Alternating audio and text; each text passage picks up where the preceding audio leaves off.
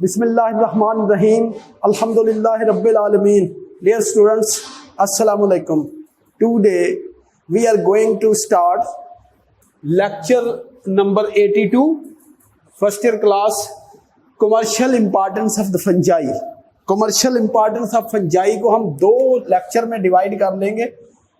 इसको ए पार्ट कह देते हैं, जिसमें आएगी economic gain due to fungi, यानी फंजाई की वजह से क्या फायदे होते हैं। और लेक्चर का जो दूसरा पार्ट होगा उसमें आएगा कि फंजाई की वजह से लॉसेस क्या हैं, नुकसानात क्या हैं।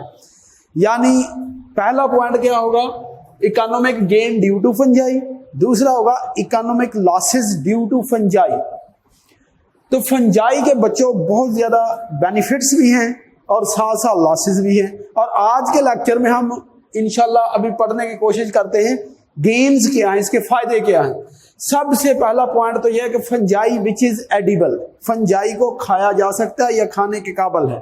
अगर हम इस पूरे टॉपिक के मेजर पार्ट बना लें तो उसमें सबसे पहले edible fungi, number 2 food industry, number 3 medicinal importance, और नंबर 4 है नेचुरल डाइज, और number 5 used in the genetic engineering. तो ये हमारे पॉइंट होगा मेजर 5। अब पहले पॉइंट की तरफ आते हैं, एडिबल फंजाई। तो फंजाई की बहुत सी ऐसी अक़साम है, खासतौर पर मशरूम्स, जिनको खाया जा सकता है। तो यहाँ लिखा है तकरीबन 200 स्पीशीज फंजाई की ऐसी हैं या मशरूम ऐसी हैं जो एडिबल है, खाने के काबिल है। फॉर एग्जाम्पल मोरल की एग्जाम्पल क्या है, मार्किला एस्कुलेंटा विच इज एडिबल। इसके बाद आती है ट्रोफल विच इज अंडरग्राउंड। ये जो ट्रोफल्स है जमीन के नीचे पाई जाती है, और इसको कैसे डिटेक्ट करते हैं, with the help of trained dogs और पिग्स।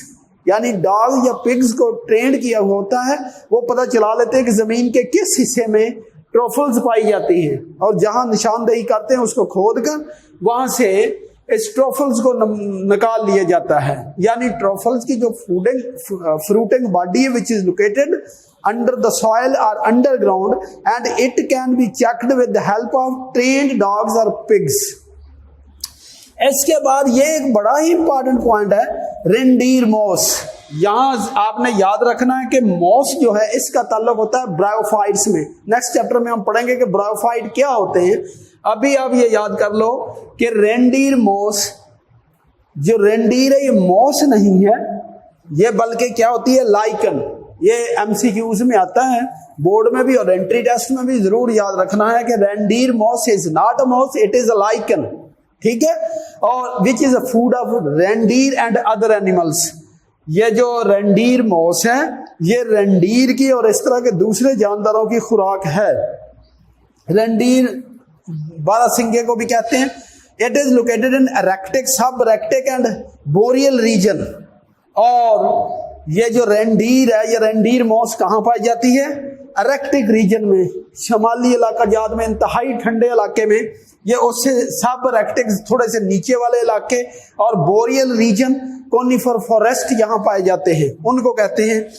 अच्छा, ये तो थी एडिबल, लेकिन कुछ ऐसी मशरूम भी हैं जो कि बहुत ही नुकसानदेह हैं। इवन उनकी सिंगल कैप अगर इनटेक कर ली जाए उससे डेथ में अक्कर। पॉइजनस मशरूम जिनको टोडस्टोल भी कहते हैं, इनकी मिसाल क्या है, जैको लैटर्न, इनका साइंटिफिक नेम है ओम्फालोटस ओलिएरियस। क्या नाम है, ओम्फालोटस ओलिएरियस। अच्छा, इसके अंदर एक एंजाइम होता है जिसको कहते हैं ल्यूसीफिरेज। जैसे जुगनू के अंदर से, जुगनू एक एनिमल्स का नाम है, और उससे लाइट एमिट होती है क्योंकि उसके अंदर भी एक एंजाइम होता है ल्यूसीफिरेज। और जैकोलैटर्न के अंदर भी ये एंजाइम मौजूद होता है ल्यूसीफिरेज, जिस जगह ये होती है रात को जो चमक पैदा करती है। और इसको अगर इस मशरूम की एक कैप खा ली जाए, जिसको हम क्या कह सकते हैं, डेथ कैप या डेथ एंजल, यानी एक ही कैप इनटेक करने से डेथ हो सकती है। लिहाजा अगर ये कहीं नजर आए रात को ऐसी चमक रही हो तो इसको हरगज इनटेक ना करें। और उसके अलावा अगर मशरूम के ऊपर, कैप के ऊपर धब्बे से बने हुए हों पिंक कलर के, तो उसको आपने इनटेक नहीं करना। नंबर 2, फूड इंडस्ट्री के बहुत सी ऐसी फंजाई है जो फूड इसमें, टेक्सटाइल इंडस्ट्री में, फूड इंडस्ट्री में, मेडिसिन में यूज होती है। अब हमारा दूसरा पॉइंट है फूड इंडस्ट्री के। फूड इंडस्ट्री में ये क्या करती है? सबसे पहले यीस्ट, यीस्ट मोस्ट इंपॉर्टेंट है। It is used in the fermentation process, यानी इसमें फर्मेंटिंग एबिलिटी होती है और ब्रेड प्रोडक्शन में ये डबल रोटी वगैरह बनाने के ये काम आती है। और इसके अलावा क्या बनता है? It is also used in the liquor formation, liquor मशरूबात वगैरह, मशरूबात में भी ये यूज होती है। यीस्ट कहाँ यूज होती है? Yeast is used in the bakeries for the fermenting abilities, for the fermentation process such as for the formation of the bread and liquor. इसके बाद है पेनिसिलियम। पेनिसिलियम एक फंजाई है जिसका नाम है पेनिसिलियम नोटेटम। ये किस लिए इस्तेमाल होती है? Penicillium which is used for aroma, flavour and colour. Aroma खुशबू के लिए, फ्लेवर खूबसूरत अगर लगे, ठीक है, अच्छी अच्छी स्मेल भी आए इसमें, टेस्ट अच्छा हो, और उसके बाद कलर। 3 चीजें बताई हैं, अरोमा, फ्लेवर एंड कलर के लिए यूज होती है क्या? पेनिसिलियम। इसके बाद है aspergillosis. Aspergillosis which is also used in the food industry. Citrus acid, citric acid क्या होता है? Citric acid commonly obtained from the citric acid, commonly obtained from the lemon, orange, etc. लेकिन ये फंजाई से भी हासिल होता है। Citric acid which is also obtained from some fungi, कुछ फंजाई से सिट्रिक एसिड भी हासिल होता है। अब नंबर 3 पे आप आ जाए, मेडिसिनल इंपॉर्टेंस। फंजाई की मेडिसिन में भी बड़ी अहमियत है। तो क्या करती है? It is used as a source of antibiotics and some other drugs, यानी फंजाई से मुख्तलिफ एंटीबायोटिक्स बनाई जा सकती हैं और मुख्तलिफ ड्रग्स। एंटीबायोटिक्स क्या होती है? Antibiotics is a drug which is used to kill the bacteria और retard the growth of bacteria. ऐसी मेडिसिन जो बैक्टीरिया की ग्रोथ को रोकने के लिए या बैक्टीरिया को किल करने के लिए इस्तेमाल की जाती है, उसको हम कहते हैं antibiotics. For example Penicillium. Penicillium एक फंगस है जिससे क्या चीज हासिल होती है? पेनिसिलिन। बड़ा इंपॉर्टेंट पॉइंट है, penicillin which is obtained from the penicillium, it is antibiotics which is used against the bacteria। अच्छा, ये क्या है? It is the first antibiotics. ये एमसीक्यू में आ सकता है कि पहली एंटीबायोटिक्स कौन सी थी? आपने कहना penicillin is a first antibiotics which is obtained from the penicillium and it is obtained by Alexander Fleming in 1928। ये आपने बड़ा मशहूर जमाना नाम सुना होगा कि अलेक्जेंडर फ्लेमिंग ने 1928 में पेनिसिलिन हासिल की थी पेनिसिलियम से। यहां एक पॉइंट बड़ा क्लियर कर लें कि penicillin is the medicine and Penicillium is the fungi, ठीक है। इसके बाद नेक्स्ट पॉइंट देखो, लोवेस्टेटन। लोवेस्टेटन ये क्या होती है? विच डिक्रीज ब्लड कोलेस्ट्रॉल लेवल।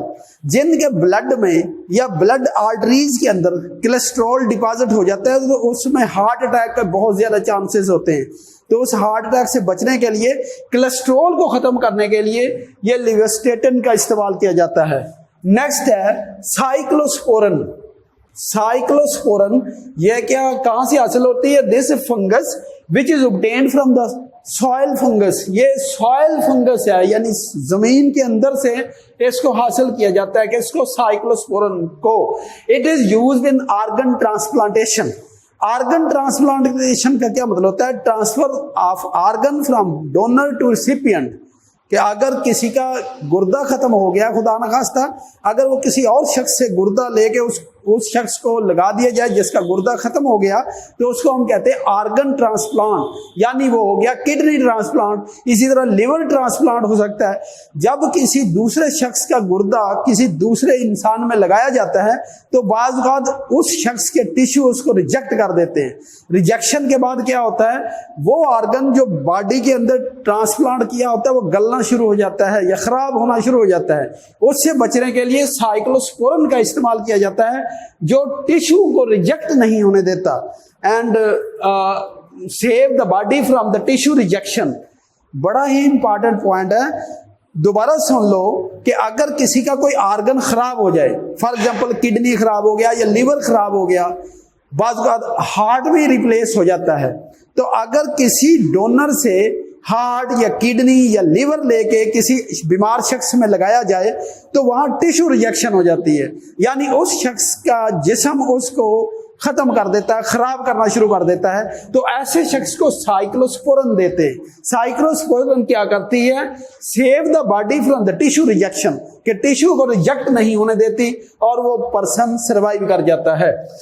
इसके बाद है एर्गोटीन। एर्गोटीन, इसको भी आप अच्छी तरह याद करोगे, relieve from the migraine. Migraine होता है आधे सर का दर्द। अगर किसी को आधे सर का दर्द हो, यानी उसके आधे सर का क्या मतलब है कि सर के किसी हिस्से में दर्द हो, तो उसको कहते हैं माइग्रेन। ये बड़ा शदीद दर्द होता है। इस दर्द से बचने के लिए ये एक फंगस है जिसको हम कहते हैं एर्गोटीन। अगर एर्गोटीन यूज की जाए तो माइग्रेन नहीं होगी। तो ये माइग्रेन एमसीक्यू में बहुत ज्यादा आता है। ये आपने याद रखना कि ये क्या, सम काइंड ऑफ हेडेक या pain in the half head, यूं आप कह सकते हैं। इसके बाद आता है ग्रेसियोफोल्विन। ग्रेसियोफोल्विन देखो निजाम कुदरत कि ये एक ऐसी फंगस है जो दूसरी फंगस की ग्रोथ को रोक देती है। फॉर एग्जांपल, अगर फूड के ऊपर, खुराक के ऊपर ये फंगल ग्रोथ का खतरा हो तो उसके ऊपर इसकी स्प्रे कर देते हैं या इसको उसके ऊपर डालते हैं, किसको, ग्रेसियोफोल्विन को। तो ग्रेसियोफोल्विन किसी और फंगस की ग्रोथ को नहीं होने देती।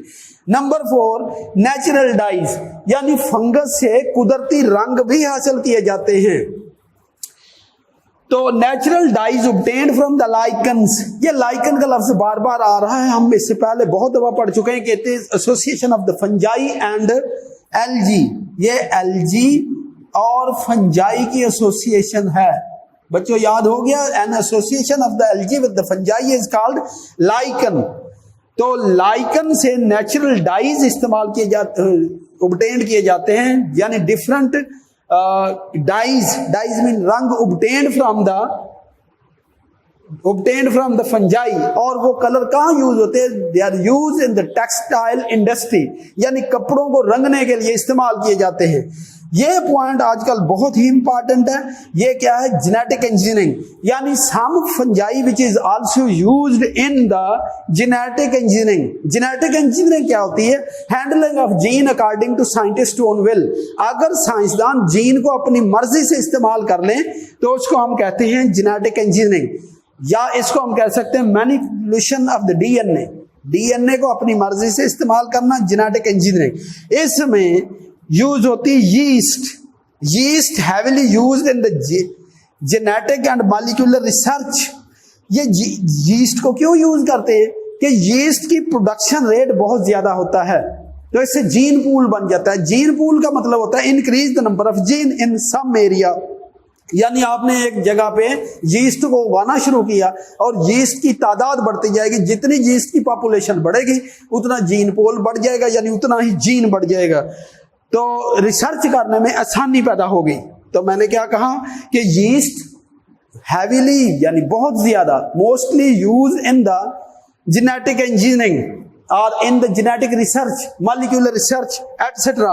क्यों इस्तेमाल होती है, क्योंकि ये जीन पोल बहुत ज्यादा बना लेती है। जीन पोल का मतलब मैंने बता दिया कि increase the number of gene in some area या increase the population of the yeast.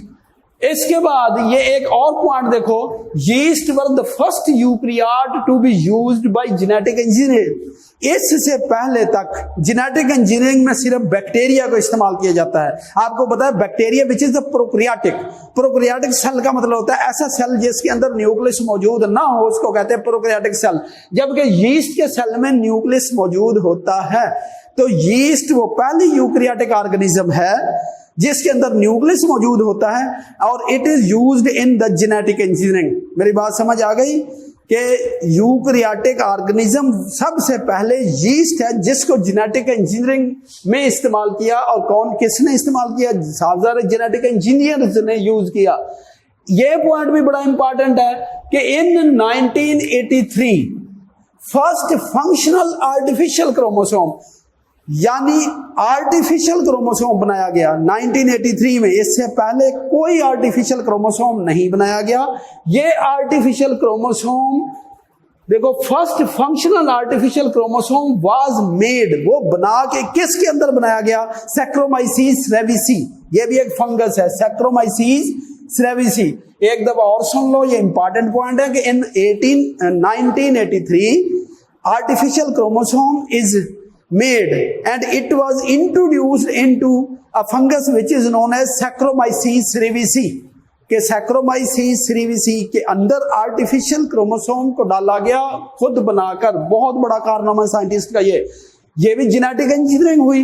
इसके बाद first eukaryote whose genomic sequence was completely studied in 1996। ये भी एक बड़ा इंपॉर्टेंट पॉइंट है और बहुत बड़ा पॉइंट है। अब तो ह्यूमन बीइंग का भी जीनोम का सीक्वेंस निकाल लिया गया है।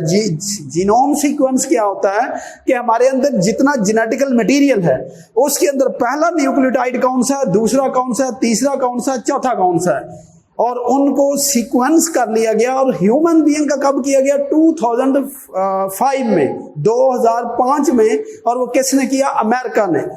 लेकिन ये पहला यूकैरियोटिक ऑर्गेनिज्म है कौन सी? यीस्ट, जिसमें जीनोमिक सीक्वेंस कंप्लीटली स्टडी किया गया। कब किया गया? 1996 में। अब आपको बात समझ में आ गई? आगे yeast investigated for production of hormone, के यीस्ट को इस्तेमाल किया गया हार्मोन प्रोड्यूस करने के लिए। इसके बाद आखिरी पॉइंट के pink bread mould which is also known as neurospora also used for genetic research, के न्यूरोस्पोरा को भी जेनेटिक रिसर्च में यूज किया गया। और आज का जो टॉपिक है ये तो बड़ा आसान है, इसमें थोड़े से वर्ड डिफिकल्ट है। एमसीक्यू, शॉर्ट क्वेश्चन और long question point of view से बड़ा इंपॉर्टेंट है। अपनी दुआओं में मुझे याद रखिएगा और अपनी मेहनत कंटिन्यू रखिएगा। With the best of luck. Allah Hafiz.